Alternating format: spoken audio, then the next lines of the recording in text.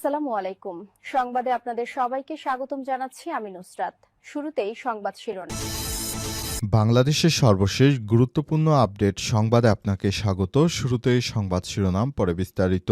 প্রথমেই জানাবো আমাদের হাতে থাকা সর্বশেষ গুরুত্বপূর্ণ সবথেকে তাজা আপডেট সংবাদ। স্বেচ্ছায় নির্বাচন থেকে সরে দাঁড়ালেন জাগপার মুখপাত্র রাশেদ প্রধান। ঐক্যের বৃহত্তর স্বার্থে আসন্ন জাতীয় সংসদ নির্বাচনে অংশ না নেয়ার ঘোষণা দিয়েছেন জাতীয় গণতান্ত্রিক পার্টি জাগপার সহ-সভাপতি দলীয় মুখপাত্র রাশেদ প্রধান। তিনি জানিয়েছেন, নিজে প্রার্থী না হয়েও ঐক্যবদ্ধ রাজনৈতিক অবস্থানের পক্ষে মাঠে থাকবেন এবং সমঝোতার ভিত্তিতে প্রার্থীদের হয়ে প্রচারণায় অংশ নেবেন। তিনি আরও জানিয়েছেন, অনেকেরই আসন সমঝোতায় সমস্যা হচ্ছে, অনেকেই আসন কম পেয়েছে বলে অভিযোগ করেছে। তাই তাদেরকে আসন পাওয়ার ব্যাপারে সহায়তা করার জন্য এবারের জাতীয় সংসদ নির্বাচনে আমি অংশগ্রহণ করব না, আমি তাদের পাশে থেকে নির্বাচনে সহায়তা করব বলে জানিয়েছেন তিনি।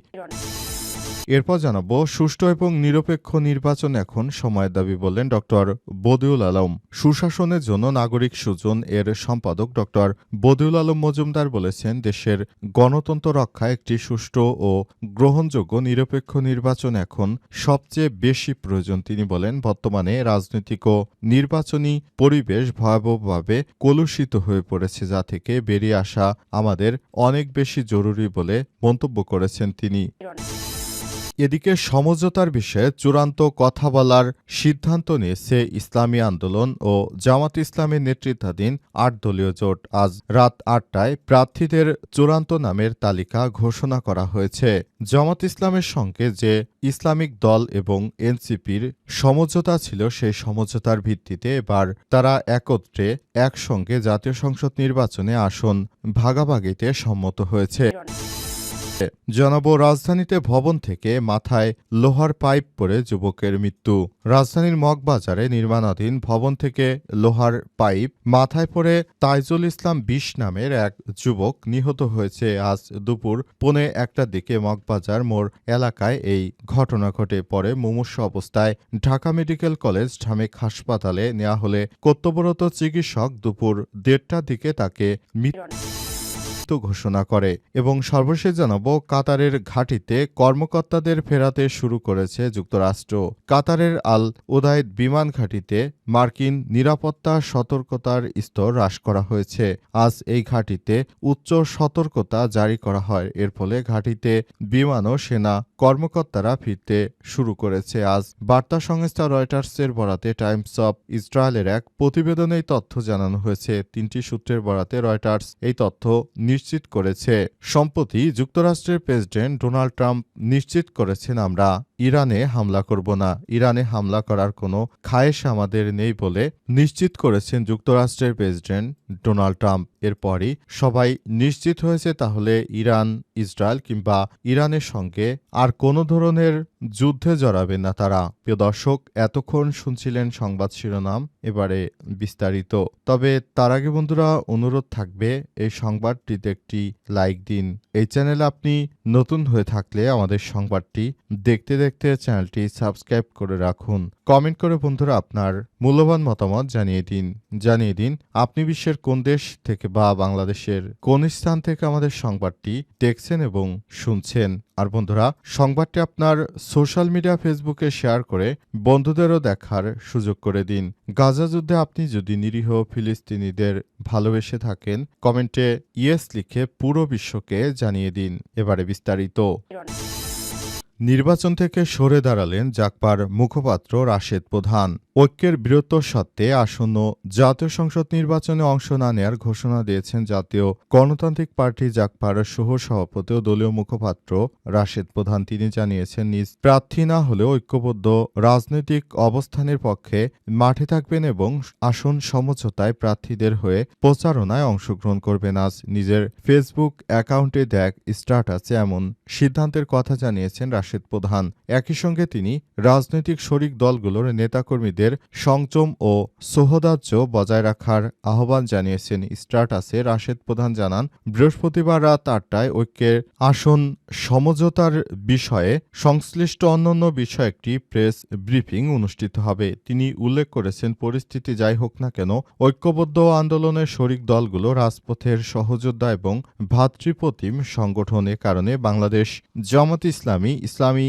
আন্দোলন বাংলাদেশ সহ সংশ্লিষ্ট সব দলের নেতাকর্মী ও সমর্থকদের একে অপরের প্রতি অনাকাঙ্ক্ষিত আচরণ ও ভাষা ব্যবহার থেকে বিরত থাকার অনুরোধ জানিয়েছেন তিনি নিজের রাজনৈতিক সিদ্ধান্ত ব্যাখ্যা করে রাশেদ প্রধান বলেছেন, ঐক্যের বৃহত্তর স্বার্থে তিনি এবার জাতীয় সংসদ নির্বাচনে অংশগ্রহণ করবেন না, তবে গণভোটে হ্যাঁর পক্ষে এবং ঐক্যের প্রার্থীদের হয়ে সক্রিয়ভাবে নির্বাচনী প্রচারণায় অংশগ্রহণ করবেন বলে জানিয়েছেন এই নেতা। তিনি আরও বলেন, ব্যক্তি রাশেদ প্রধানের চেয়ে রাজনৈতিক সমঝোতা ও ঐক্য অনেক বেশি গুরুত্বপূর্ণ, তাই কেউ যেন মন খারাপ না করেন এবং সমালোচকদের উদ্দেশ্যে তিনি ব্যঙ্গাত্মক ভঙ্গিতে বলেন, তারা চাইলে তাদের চিরাচরিত ভাষায় সমালোচনা চালিয়ে যেতে পারেন।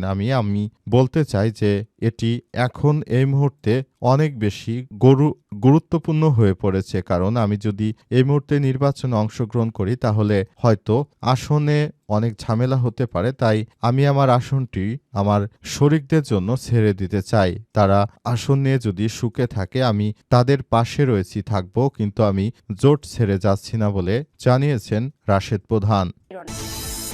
সুষ্ঠু ও নিরপেক্ষ নির্বাচন এখন সময় দাবি বলেন ড বদিউল আলম। সুশাসনের জন্য নাগরিক সূচনা এর সম্পাদক ড বদিউল আলম মজুমদার বলেছেন, দেশের গণতন্ত্র রক্ষা একটি সুষ্ঠু, গ্রহণযোগ্য ও নিরপেক্ষ নির্বাচন এখন সবচেয়ে বেশি প্রয়োজন। তিনি বলেন, বর্তমান রাজনৈতিক ও নির্বাচনী পরিবেশ ভয়াবহভাবে কলুষিত হয়ে পড়েছে, যা থেকে বেরিয়ে আসা এবং মৌলিক সংস্কার অত্যন্ত জরুরি। তিনি আরও মনে করেন, এবারের জাতীয় সংসদ নির্বাচন হবে ইতিহাসের সবথেকে ভালো। তাই সবাইকে বলতে চাই, সুশাসনের জন্য অবশ্যই আমাদেরকে ভালো একটি সমাজ বিনির্মাণ করতে হবে।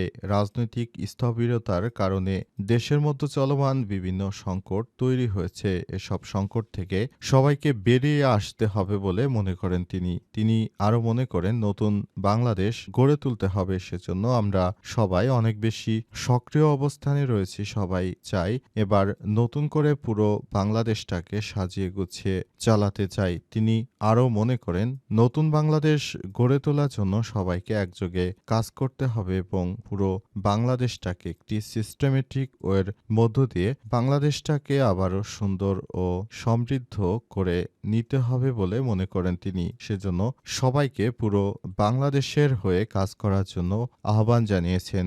যে যেখানেই থাকুক না কেন সবার জায়গা থেকে নিজের দেশকে ভালোবাসতে হবে, সবার আগে বাংলাদেশের কথা ভাবতে হবে বলে জানিয়েছেন তিনি। সমঝোতার বিষয়ে চূড়ান্ত কথা বলার মতো অবস্থা এখনও তৈরি হয়নি বলছে ইসলামী আন্দোলন। ইসলামী আন্দোলন বাংলাদেশ জানিয়েছে, এখন পর্যন্ত আমরা জোটে রয়েছি, তবে জোটে থাকব কিনা সে বিষয়টি নিয়ে এখনও চূড়ান্ত কোনো বিষয়ে আলাপ আলোচনা করা হয়নি বলে জানিয়েছেন তিনি আরও মনে করেন, আমরা চাই বাংলাদেশটাকে সুন্দরভাবে সাজিয়ে গুছিয়ে চলতে, সুতরাং এই জায়গা থেকে আমরা এক পাও পিছপা হব না। নতুন বাংলাদেশ গড়ে তুলতে চাই, কিন্তু বিভিন্নভাবে বাধার সম্মুখীন হচ্ছি। একসঙ্গে ১১ দলে যে আসন সমঝোতার বিষয়টি ছিল সেই বিষয়টি সামনে এনে তিনি আরও মনে করেন, আমরা নতুন করে সবকিছু দেখভাল করব, এই বিষয়টি নিয়ে তিনি কথা বলেছেন। তাই নতুন করে সব সমস্যার সমাধান করার জন্য নিজেদের মধ্যে আলাপ আলোচনা চালিয়ে যাওয়া হচ্ছে বলে দাবি করেছেন তিনি। তাই এই জায়গা থেকে সবাইকে আরও বেশি সতর্ক অবস্থানে থাকতে হবে এবং সবকিছু দেখভাল করতে হবে। নতুন করে বাংলাদেশটাকে সুন্দরভাবে গড়ে তোলার ব্যাপারে সবাইকে একসঙ্গে নিয়ে কাজ করতে হবে বলে মনে করেন চরমোনাই পীর। কিন্তু জামাতের সঙ্গে যে আসন সমঝোতার বিষয়টি রয়েছে সেটি নিয়েও তারা কাজ করছে বলে দাবি করেছেন তিনি। সুতরাং তারা এখনো জামাত ইসলামের সঙ্গেই রয়েছে এবং তারা আগামীতে বাংলাদেশটাকে আরো ভালো জায়গায় নিয়ে যেতে চায়। সেজন্য তারা এই বিষয়টি নিশ্চিত করেছে যে তারা জোটের সঙ্গেই থাকবে, তবে এখন পর্যন্ত চূড়ান্ত সিদ্ধান্ত জানাতে পারছে না, অর্থাৎ তারা জোটের সঙ্গে নাও থাকতে পারে, এমনটাই জানিয়েছেন চরমোনাই পীরের নেতৃত্ববৃন্দরা। রাজধানীতে ভবন থেকে মাথায় লোহার পাইপ পড়ে যুবকের মৃত্যু। রাজধানী মগবাজারে নির্মাণাধীন ভবন থেকে লোহার পাইপ পড়ে তাইজুল ইসলাম ২০ নামের এক যুবক নিহত হয়েছে। বৃহস্পতিবার ১৫ই জানুয়ারি দুপুর ১:১টার দিকে মগবাজার মোড় এলাকায় এই দুর্ঘটনা ঘটে। পরে মুমূর্ষু অবস্থায় ঢাকা মেডিকেল কলেজ ঢামেক হাসপাতালে নেওয়া হলে কর্তব্যরত চিকিৎসক দুপুর ১:৩০টার দিকে তাকে মৃত ঘোষণা করেছে। নিহত তাইজুলের গ্রামের বাড়ি কুড়িগ্রামের নাগেশ্বর থানায় আকন্দপাড়া এলাকায়। দীর্ঘদিন ধরে তিনি ঢাকায় থেকে তারপর কাজকর্ম করতেন বলে জানা গেছে। এখন হঠাৎ করে তার মৃত্যু হয়ে গেল। পরিবারের একমাত্র উপার্জনক্ষম ব্যক্তি ছিলেন তিনি বলে জানা গেছে। তার পরিবারে শোকের ছায়া নেমে এসেছে। পরিবারের পক্ষ থেকে অনেক কান্নাকাটি এবং শোক সন্তপ্ত পরিবারের প্রতি অনেকেই তাদেরকে সান্ত্বনা দেওয়ার চেষ্টা করছে। তবে শেষ পর্যন্ত আসলে পুরো বিষয়টি কোন দিকে যায় সেটি এখন দেখার বিষয়। কারণ তাদের পরিবারের সদস্যরা একরকম মানসিকভাবে ভেঙে পড়েছে। পরিবারের একমাত্র উপার্জনক্ষম ব্যক্তিকে হারিয়ে পুরো পরিবারটি একরকম রাস্তায় নেমে আসার উপক্রম হয়েছে। তবে শেষ পর্যন্ত তারা যেন ধৈর্য ধারণ করে থাকতে পারে সেজন্য বলা হচ্ছে।